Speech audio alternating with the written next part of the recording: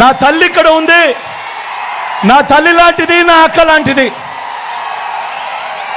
మీ అందరికీ చెప్తా ఉన్నా, బ్రహ్మాండమైన మెజారిటీతో మా అక్కను, నా తల్లిని గెలిపించండి.